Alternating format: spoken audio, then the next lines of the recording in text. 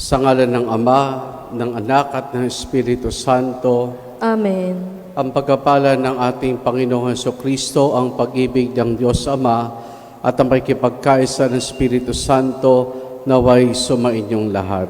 At sumaiyo rin.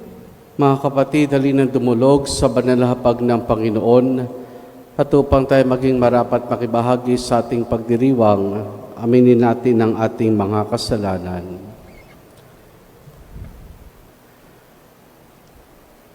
Inaamin ko sa makapangyarihang Diyos at sa inyo mga kapatid, lalo ba ako nagkasala sa isip, sa salita at sa gawa at sa aking pagkukulang. Kaya isinasamo ko sa mahal na Birheng Maria, sa lahat ng mga anghel at mga banal, at sa inyo mga kapatid na ako'y panalangin sa Panginoong ating Diyos. Kaawaan tayo na makapangyarihang Diyos, patawarin tayo sa ating mga kasalanan at patnubayan tayo hanggang sa buhay na walang hanggan. Amen.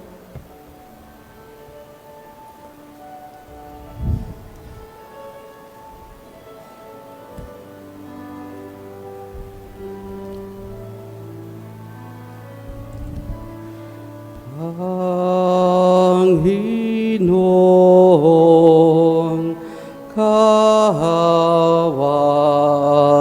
mo kami.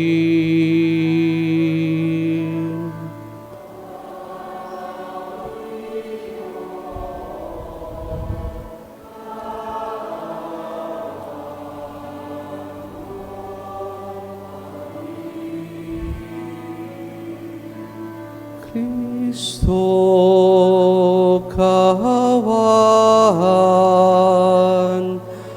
mo kami.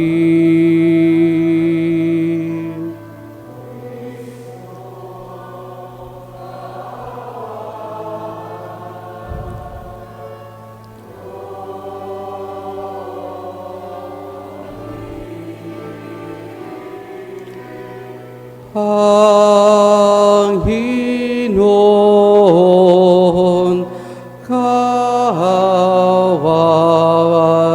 mo kami.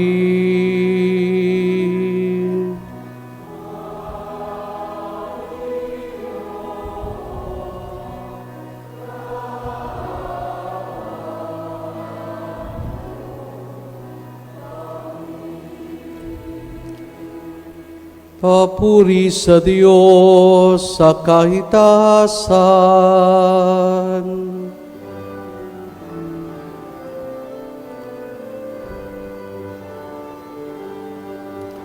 Papuri sa Diyos, papuri sa Diyos.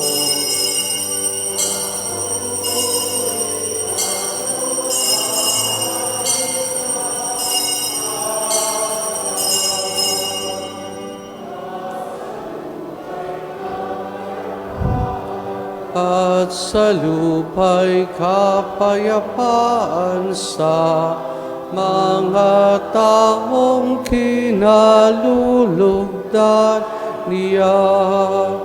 Pinupuri ka namin, dinarangal ka namin, sinasamba ka namin, ipinagbubunyi ka namin, pinasasalamatan ka namin, dahil sa dakila mong angking kapurihan. Panginoong Diyos, Hari ng langit, Diyos amang makapangyarihan sa lahat, Panginoong Hesukristo, bugtong na anak, Panginoong Diyos, Kordero ng Diyos, Anak ng Ama.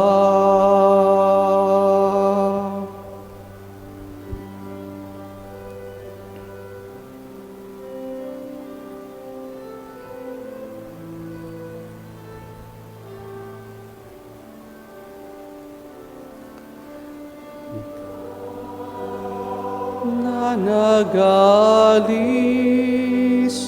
ng mga kasalanan sanlibutan. Maawa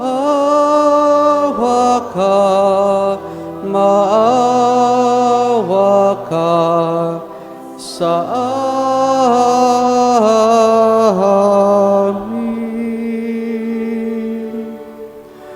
Ikaw na nagalis ng mga kasalanan,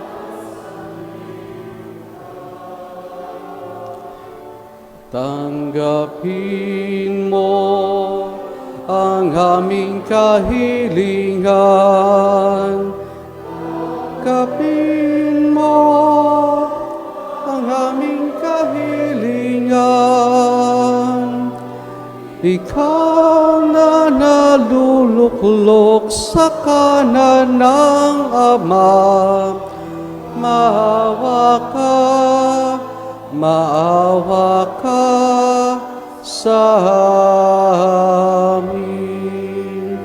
Sapagkat ikaw lamang ang banal at ang kataas-taasan, ikaw lamang, O Jesucristo, ang Panginoon, kasama ng Espiritu Santo sa kadakilaan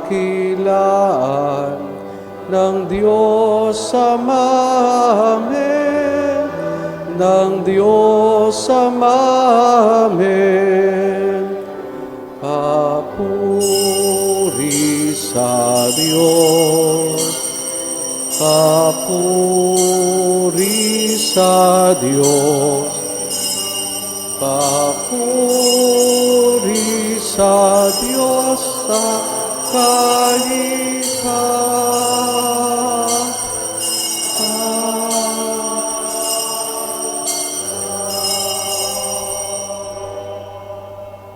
Manalangin tayo.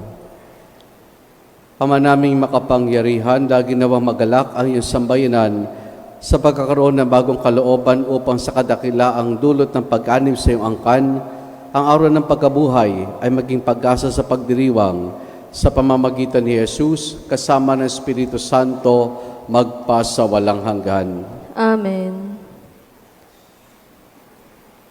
Sa unang pagbasa, ipinangangaral ni Apostol San Pedro ang pagsisisi at pagbabalik loob upang pawiin ng Diyos ang mga kasalanan.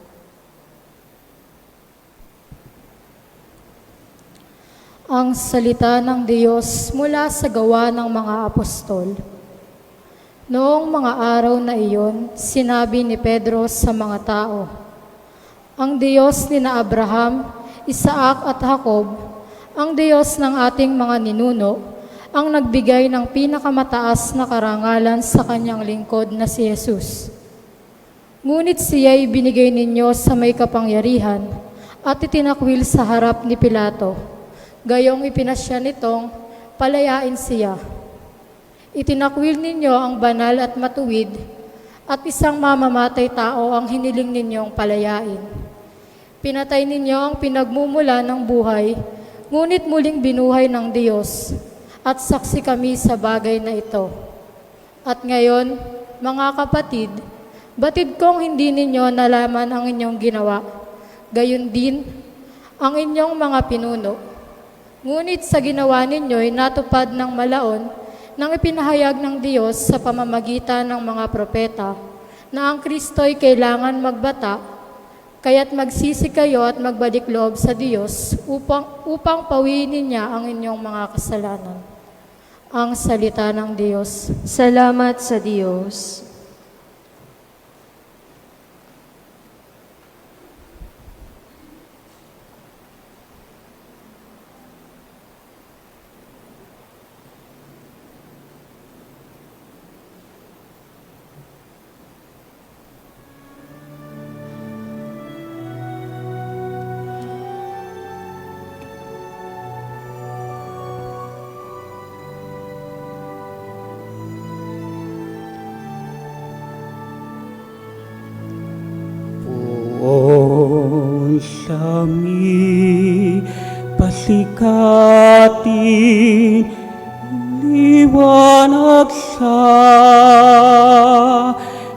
iyong piling.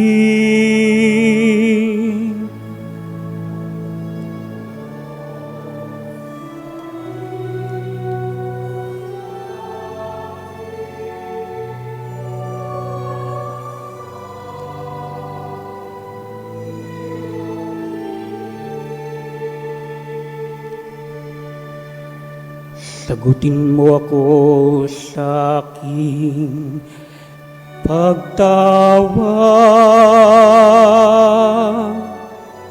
Panginoong Diyos na aking kalasag. Ikaw na umango sa dusa ko't hirap. Ngayon'y pakinggan mo sa aking mahabag.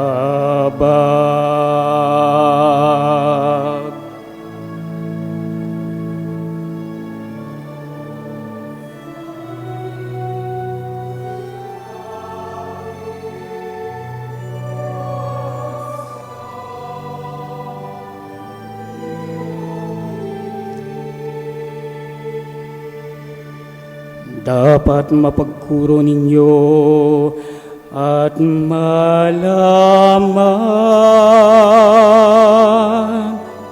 na mahal ng puno kong kanyang hirap.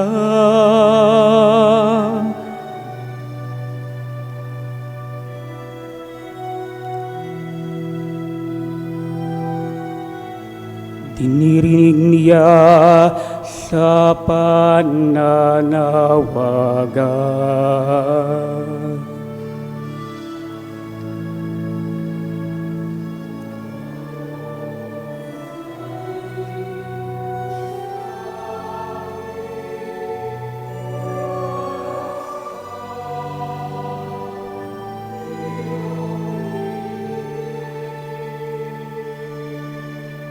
O Diyos, ang ligayang bigay mo sa akin,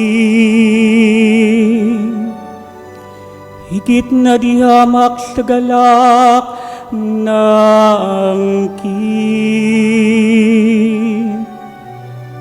Nilang may maraming imbak na pagkain, at iningat ang alak na inumin.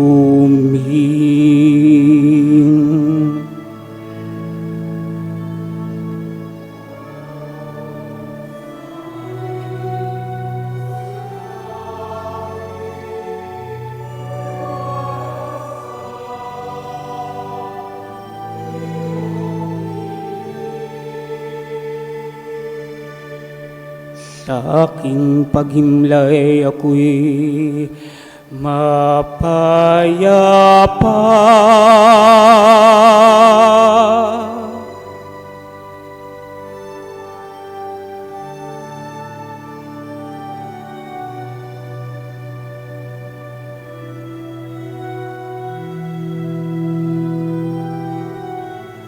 Pagkat ikaw puon ang nangangalaga,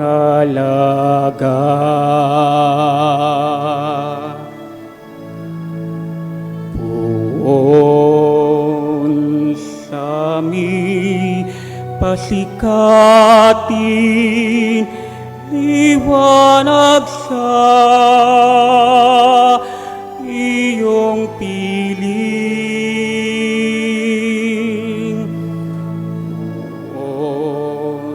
Kami pasikatin,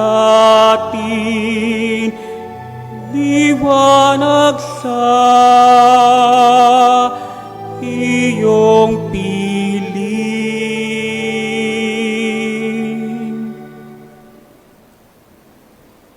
Sa ikalawang pagbasa, itinuturo ni Apostol San Juan na si Kristo ang handog para sa ikapagpapatawad ng ating mga kasalanan.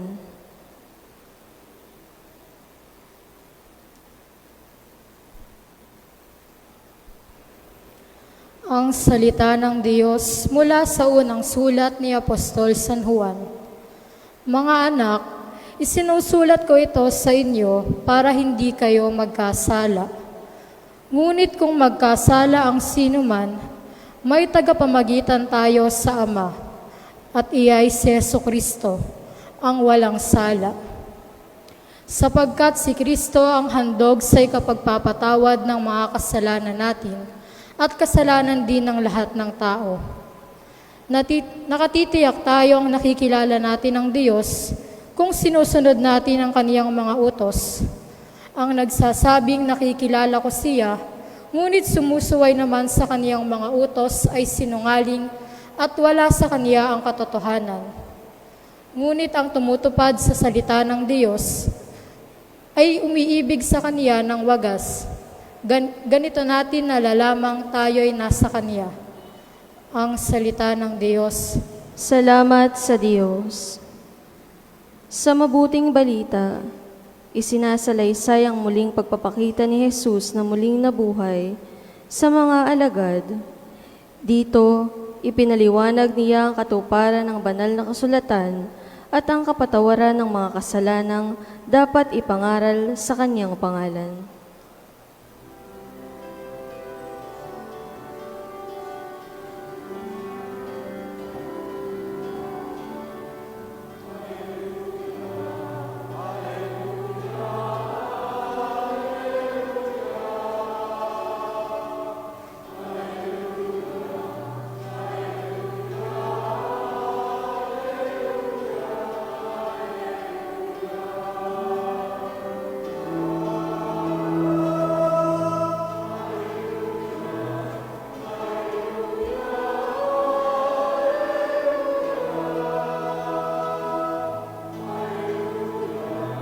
Hallelujah, hallelujah, hallelujah.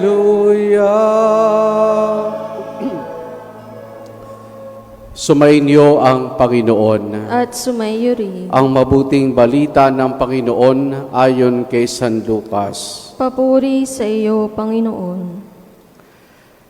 Noong panahong iyon, samantalang pinag-uusapan ng mga alagad kung paano nakilala si Jesus sa paghahati-hati ng tinapay, si Jesus ay tumayo sa gitna nila.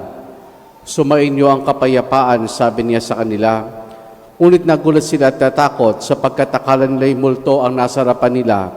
Kaya sinabi ni Jesus sa kanila, "Ano't kayo nagugulumihanan? Bakit nag-alinlangan pa kayo? Tingnan niyo ang aking kamay at paa, ako nga ito.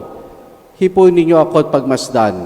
Ang multo'y walang laman at buto, ngunit ako'y mayroon tulad ng nakikita ninyo." At pagkasabi nito, ipinakita niya sa kanila ang kanyang mga kamay at mga paa. Na hindi pa rin sila makapaniwala dahil sa malaking galak at pagkamangha, tinanong sila ni Jesus, "May makakain ba riyan?" Siya'y binigyan nila ng kaputol na isdang inihaw. Kinuha niya ito at kinain sa harapan nila. Pagkatapos sinabi sa mga alagad, "Itong tinutukoy ko na sabihin ko sa inyo nung kasakasama pa ninyo ako. Dapat matupad ang lahat ng nasusulat tungkol sa akin sa kautusan ni Moises, sa mga aklat ng mga propeta at sa aklat ng mga awit." At binuksan niya ang kanilang mga pag-iisip upang maunawaan nila ang kasulatan.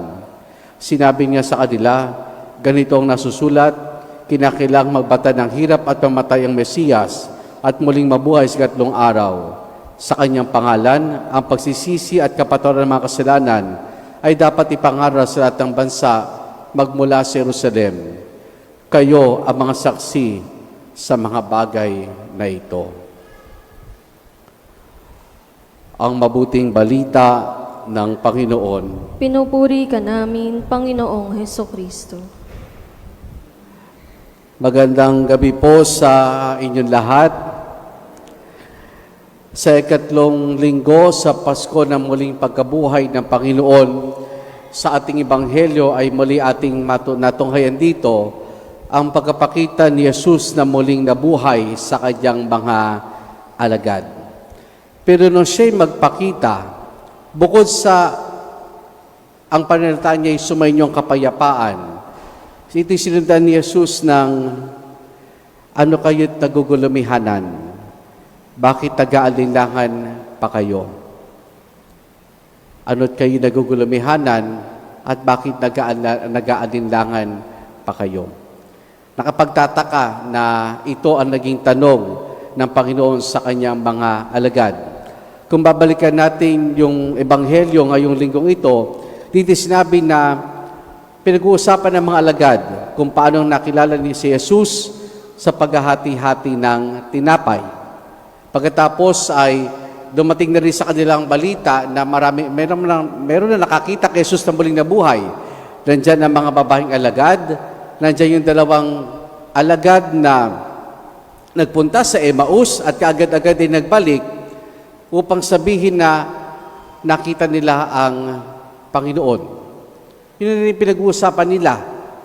Pero bakit natakot, nagulat, namangha? Siguro, kung kayo rin po ay nandoon sa kasama ng mga alagad, malamang baka kumaripas pa tayo ng takbo sa takot. Kaya anong ginawa ng Panginoon sa kanila? Ipinakita ang kanyang mga kamay, ang kanyang mga paa. Nandun ang mga sugat. Tanda na siya nga talaga si Jesus. Hindi pa rin sila makapaniwala.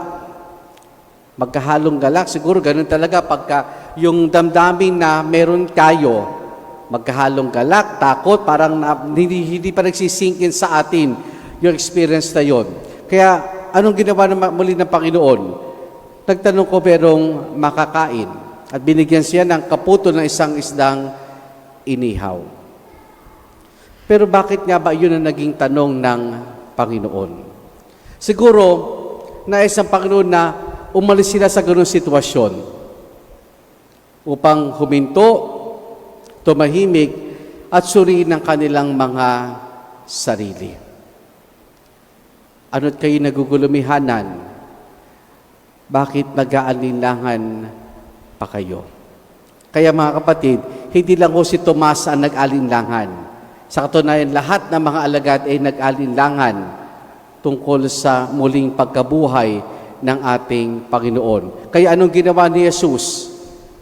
Pinalala niya ang banal na kasulatan.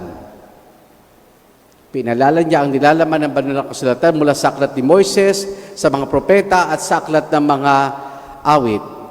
Kung kaya't nung isugo ni Jesus sa mga alagad, ito yung kanilang pinangaral. Ito yung ating natunghayan sa ating unang pagbasa mula sa Gawa ng mga Apostol na patuloy na nangangaral ang mga apostol na si Jesus ay pinawalang sala pero pinapatay pa rin nila. Pero ito nasa plano ng Diyos. At yun hindi pinapayag sa ating ikalawang pagbasa. Sabi niya, ipahayag ninyo ang pagkapatawad ng mga kasalanan. Si Jesus ang magiging tagapamagitan natin sa Ama. Sa kapatawaran ng ating mga kasalanan. Ano't kayo nagugulumihanan? Bakit kayo nag-aalinlangan? Siguro mga kapatid, baka ito rin ang problema natin sa panahon natin ngayon. Baka ito rin ang problema natin sa panahon ngayon. Yung tayo patuloy pa rin maniwala sa ating Panginoon. Halimbawa, sinabi ni Jesus, akong pagkain nagbibigay buhay, at ang sino mang kumain nito ay mabubuhay magpakailanman. Kung tatarin ko po kayo, naniniwala pa ho ba kayo sa sinabing ito ng Panginoon? Naniniwala pa ho ba kayo sa pananalitang ito ng ating Panginoon? Nananalig pa ba tayo? Yung siguro, pisa ng nagiging problema rin sa atin. Nagugulumihanan, nag-aalinlangan, kawalan ng pananalig. Alam niyo po mga kapatid, tuwing ako po ay nag-house blessing o may nag-anyaya sa akin na pumunta sa bahay nila, ang una kong hinahanap sa loob ng bahay, alam niyo kung ano? Yung altar. Yun yung una kong hinahanap sa bahay. Yung altar. Kayo ho ba'y may altar pa sa bahay? May altar pa ho ba kayo sa bahay? Sa mga makabagong bahay ngayon na pinatatayo, parang napakahirap hanapan ng lugar ng altar. Parang napakahirap hanapan ng lugar ng altar. Pero bakit ba mahalaga yung altar? Dahil nagpapaalala sa atin tungkol sa Diyos, tungkol sa ating Panginoon. Paano natin paalalahan at tuturuan ng mga bata kung wala silang masisilayang altar sa loob ng kanilang bahay? Kaya ganun kahalaga para sa bawat Katoliko ng kanilang bahay ay mayroong altar. Kadalasan di ba mga altar nilalagay saan yan? Ito bang pagbukas mo ng pinto, yun yung kagad ang bubungad sa iyo. O dili kaya sa ating mga kwarto, o dili kaya doon sa may hagdanan. Diba? Tatandaan ko po, at tuwing bumabagyo, di ba ginagawa ng mga magulang natin, titipunin tayo sa harapan ng altar. Tapos pag nawalan ng kuryente, kadalasan alin lang ang merong kandila. Yung altar lang ang nilalagyan natin ng kandila. Kahit na madilim ibang lugar, basta may kandila yung altar, parang panatag na tayo sa gabing yaon. Kahit na dumaraan ang unos, pag merong sindi ng kandila sa altar at nasisilayan natin ang imahen ng Panginoon na Mahal na Birheng Maria, panatag na tayo. Baka doon tayo nagkukulang sa ating pananalig sa Diyos. Bakit rin sa pang-problema natin sa panahon natin ngayon? Ito, sinabi sa Ebanghelyo, tinuruan ni Jesus ang mga alagad tungkol sa banal na kasulatan. At yun din sa palagay ko, isang mahalagang dapat na makita sa atin. Dahil ang isa sa pinakamahinang aspeto sa mga Pilipinong Katoliko, ito, yung kaalaman sa turo ng simbahan, yung paghubog na maaaring magawa sa bawat Katoliko. Kaya nga, sabi ni Jesus, itinuro sa kanila ang banal na kasulatan. Ipinaalala sa kanila ang nasusulat. At doon tayo kulang na kulang. Doon tayo mahina sa kaalaman, sa paghubog. Halimbawa po, kung kayo po'y dumadalo ng binyag, halimbawa, naanayan kayo mag-anak sa binyag, o meron kayong anak na magpapabinyag, dumalo kayo sa simbahan, sino sa atin dito talaga yung nakikinig dun sa seminar na binibigay ng katekista? Sino talaga yung nakikinig sa seminar na binibigay ng mga katekista tungkol sa binyag? O din kayo dito sa ating parokya, pag may patawag tayo na mayroong recollections, may mga seminar, di man tayo dumadalo. Bagamat ito ay open para sa lahat. Para bagang wala tayong oras sa mga ganong bagay. Kaya madalas yan yung tayong madalas puntiryahin ng ibang sekta. Nilalapitan, binabahay-bahay. Bakit? Kasi alam nila, mahina ang pundasyon ng karamihan sa Katoliko tungkol sa katuruan ng Panginoon at lalo tigit sa paghubog. Baka yun din ang problema natin, katulad ng mga alagad. Kaya maganda yung sinabi sa Ebanghelyo, binuksan ni Jesus ang kanilang kaisipan. Binuksan ni Jesus ang kanilang kaisipan. Ito sana maging dalangin natin sa misa. Nabuksan din ng Panginoon ang ating kaisipan ang ating mga puso upang patuloy tayong manalig at kung sakaling man nagkukulang, dalangin natin dagdagan. Buksan ang ating isipan upang magkaroon tayo ng interes, magkaroon tayo ng dagdag kaalaman tungkol sa aral, tungkol sa turo ng Panginoon na ibinibigay ng ating inang simbahan. Amen.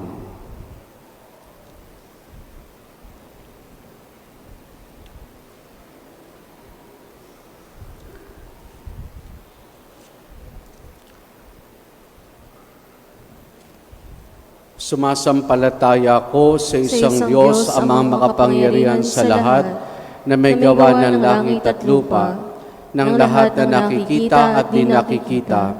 Sumasampalataya ako sa isang Panginoong Jesucristo, bugtong na anak ng Diyos, sumilang sa Ama bago pa nagkapanahon, Diyos buhat sa Diyos, liwanag buhat sa liwanag, Diyos sa totoo, buhat sa Diyos sa totoo, sumilang at hindi ginawa. Kaysa ng Ama sa pagka-Diyos at sa pamamagitan niya ay ginawa ang lahat.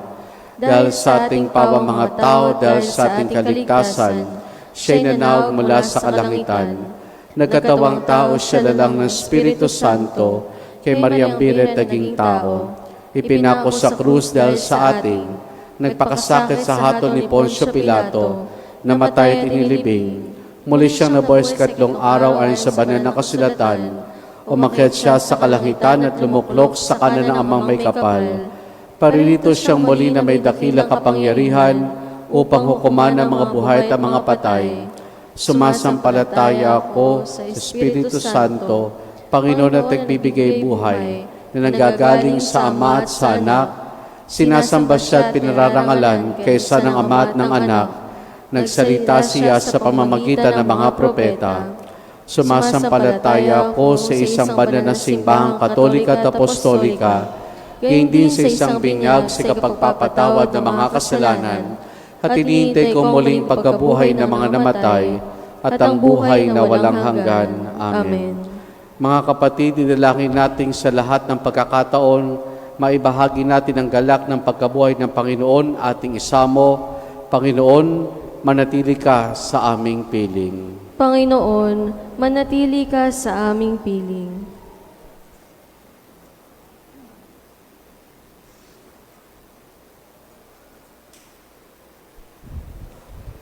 Bilang isang simbahan, maibahagi nawa natin lagi ang pananalig sa Panginoong muling nabuhay.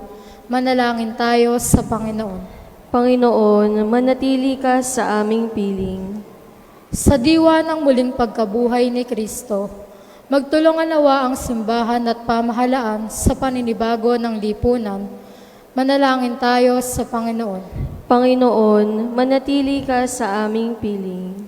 Para sa Obispo Dennis C. Villarojo na magdiriwang ng kaarawan, patuloy nawa niyang gabayan sa pananalig ang mga di nakakakita sa Diyos. Manalangin tayo sa Panginoon. Panginoon, manatili ka sa aming piling. Bilang mga binyagan, lagi nawa nating kilalaning naririto ang Panginoong muling nabuhay sa ating banal na pagtitipon. Manalangin tayo sa Panginoon. Panginoon, manatili ka sa aming piling. Sa mga namayapa, magkamit nawa sila ng buhay na ganap sa piling ng Diyos. Manalangin tayo sa Panginoon. Panginoon, manatili ka sa aming piling. Sama rin natin sa ating pananalang sa misang ito ang pasasalamat ni Jayan Louie, Jessin Liam, Jinlio Kalimon, Marlon at Cecil Aguilar at pamilya, Ados Bakery Shop, para sa natatayang kahilingan ng pamilya Sebastian, para sa nagdiriwan ng kanyang karawan, si Reynaldo Marcelo. Patuloy nating dalangin na pagbuti ng kalusugan kagalingan ni na Remedios Roque, Orlando S. Ignacio Jr., Valentina Ignacio, Maracasila Laderas Mangginaw at Tony Cruz. At para sa kapayapaan ng kaluluwa ni na Mamerto, Yolando, Irish May, Leonila, Amelia, Emiliana, Evangeline, Mamerto, Yolando, Mario, Irene at Orlando. Ating idulog sa Diyos, iba pa nating intensyon at panalangin. Amang maawain, tanggapin mo ang aming panalangin. Bigyan mo kami ng paningning mulat at kumikilala na ang iyong anak ay lagi naming kasama sa pamamagitan din niyang aming Panginoon, magpasawalang hanggan. Amen. Pag-aalay.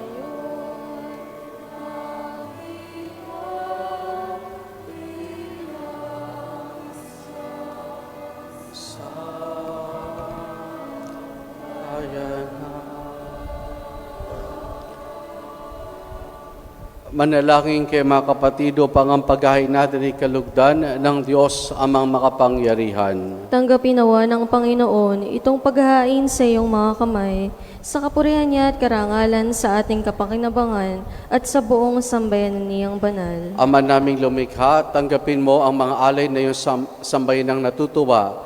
Ang pagkaboy ng iyong anak na nilobong aming katuwa ngayon, ay papagbungahin mo ng galak na mananatili sa amin habang panahon, sa pamamagitan niya, kasama ng Espiritu Santo, magpasawalang hanggan. Amen.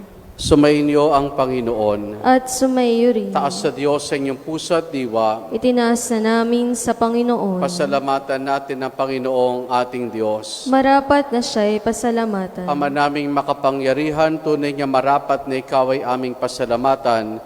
Kayo pinagdilibang ang paghahain ng Mesiyas, ang maamong tupad na tumubos sa aming lahat. Naghahing walang humpay ang anak mong minamahal upang magkasalo-salong tanan sa piging ng iyong buhay. Hindi na mamamatay ang inihain sa krus. Ang sa krus ipinako'y buhay lagi bilang handog. Kaya kaisa ng mga anghel, nagsisiawit ng papuri sa nang walang humpay sa kalangitan, kami nagbubunyi sa iyong kadakilaan.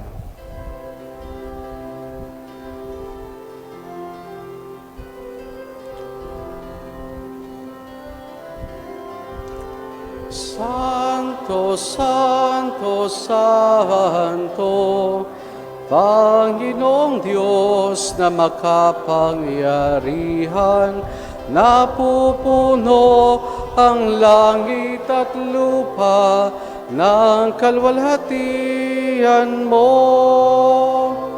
Hosana, Hosana sa kaitaasan, Hosana, Hosana sa kahitasan, pinagpala ang naparirito sa ngalan ng Panginoon. Hosana, Hosana sa kaitaasan. Hosana, Hosana sa kaitaasan.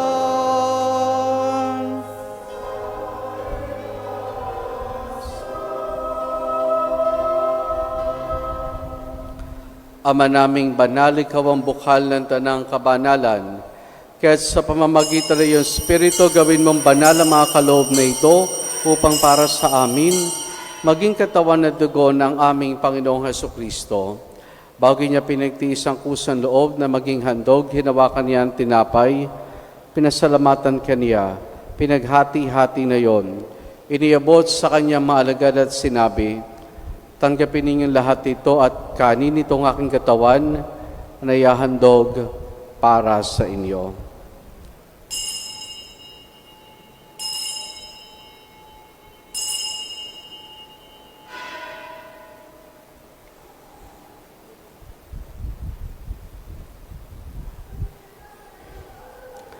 Kaya hindi naman nang matapos ang hapunan, hinawakan niya ang kalis. Muli kanyang pinasalamatan. Iniabot niya ang kalis sa kanyang maalagad at sinabi, tanggapin ninyo lahat ito at inumin itong kalis ng aking dugo ng bago't walang hanggang tipan. Ang aking dugo na ibubuhos para sa inyo para sa lahat sa kapagpapatawad ng mga kasalanan. Gawin ninyo ito sa pag-alaala sa akin.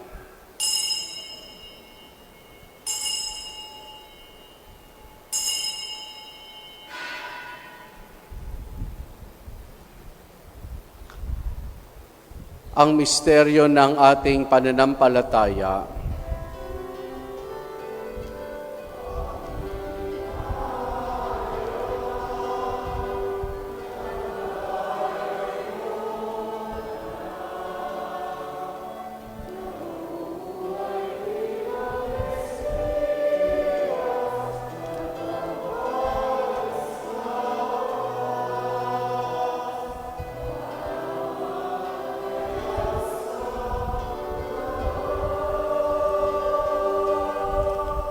Ama, ginagawa namin ngayon ang pag-alaala sa pagkamatay at muling pagkabuhay ng iyong anak. Kaya tiniyalay namin sa iyo ang tinapay na nagbibigay buhay at ang kalis na kakaloob ng kaligtasan. Kami nagpapasalamat dahil kami minarapat o tumayo sa harap mo para maglingkod sa iyo. Isinasamo namin kaming magsasalo-salo sa katawan at dugo ni Kristo ay mabuklod sa pagkakaisa sa pamamagitan ng Espiritu Santo. Ama, lingapin mo ang simbahan laganap sa buong daigdig. Puspusin mo kami sa pag-ibig kaya sa ni Francisco naming Papa at ni Dennis sa aming obispo at ng Tanang Kaparian. Alalahanin mo rin mga kapatid naming nahimlay na may pag-asang sila'y muling mabubuhay, gayon din na lahat ng mga pumanaw at mga kaluluwa sa purgatorio. Kaawan mo sila at patuloyin sa iyong kaliwanagan. Kaawan mo at pagindapati kaming lahat na makasalo sa iyong buhay na walang wakas. Kaysa ng mahal na Birheng Maria, na ina ng Diyos, ang kanyang kabiyak ng puso, si San Jose, kaysa ng mga apostol, ni San Juan Bautista at ang lahat ng mga banal, na namuhay dito sa daigdig ng kalugod-lugod sa iyo, may pagdiwang nawa namin ang pagpupuri sa kararangal mo sa pamamagitan ng iyong anak na aming Panginoong Hesukristo. Sa pamamagitan ni Kristo, kasama niya at sa Kanya, ang lahat ng parangal papuri sa iyo, Diyos amang makapangyarihan, kasama ng Espiritu Santo, magpasawalang hanggan.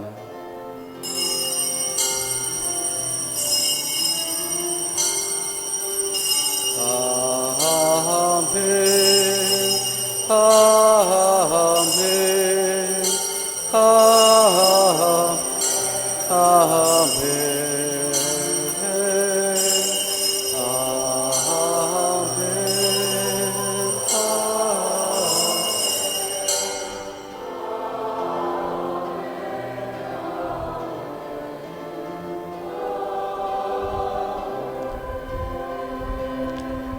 Sa tagubiling mga nakagagaling na utos sa turo ni Jesus na Panginoon natin at Diyos, ipahayag po natin ang lakas loob.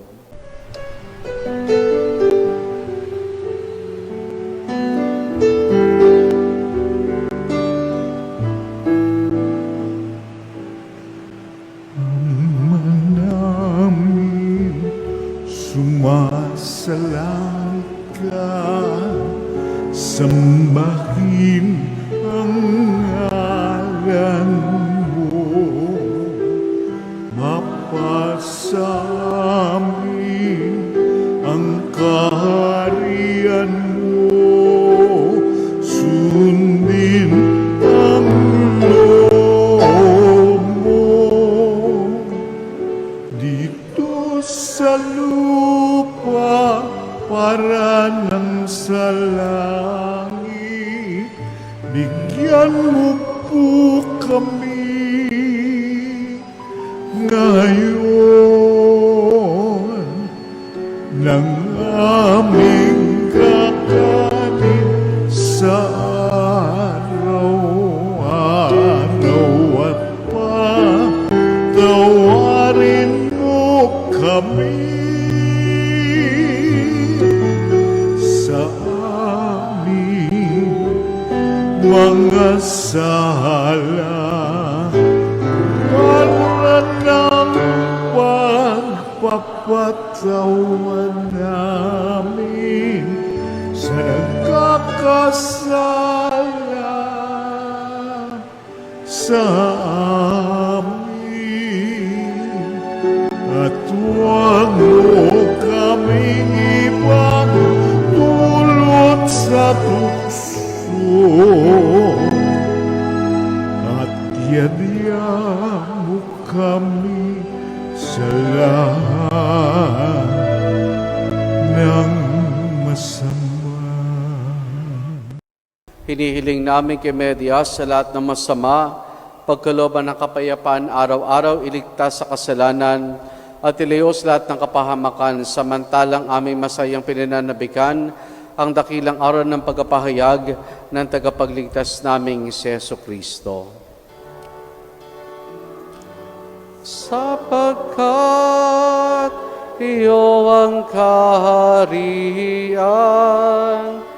kapangyarihan at kapurihan,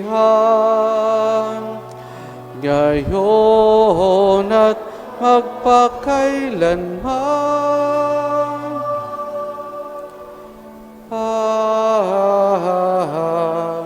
Amen. Panginoong Jesucristo, sinabi mo sa mga apostol, kapayapaan ang iniwan ko sa inyong aking kapayapaan ibinibigay ko sa inyo.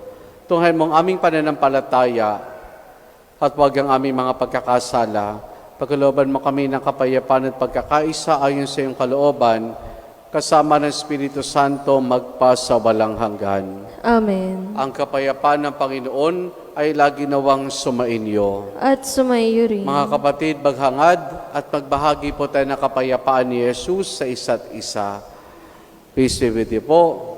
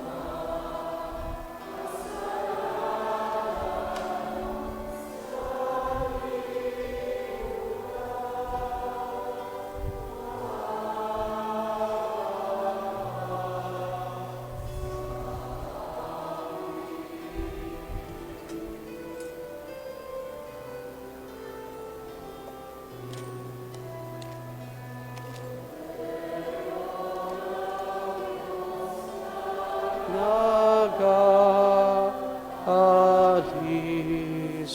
ng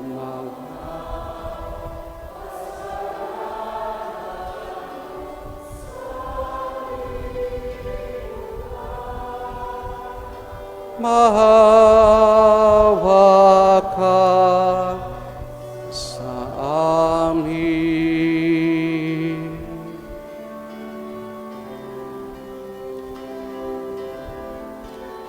Kordero ng Diyos na nag-aalis ng mga kasalanan ng sanlibutan.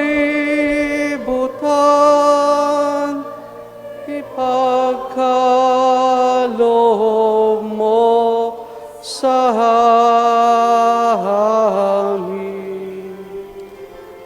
ang kapayapaan. Narito si Jesus, ang kordero ng Diyos. Siya nagaling sa mga kasalanan ng sanlibutan. Mapalad ang mga inaaniyahan niya makiisa sa kanyang banal na piging. Panginoon, hindi ako karapat-dapat na magpatuloy sa iyo, ngunit sa isang salita mo lamang ay gagaling na ako.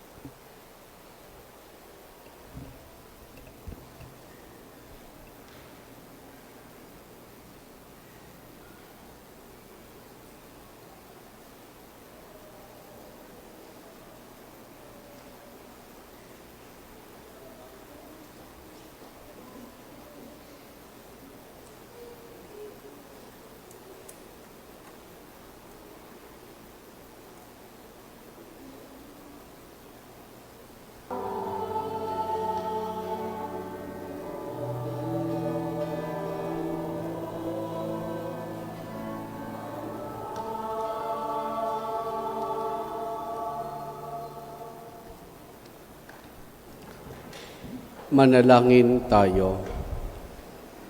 Ama naming mapagmahal, tunghayan mo't lingapin ang iyong sambayanan na minarapat mong makinabang sa piging na pangmagpakilanman.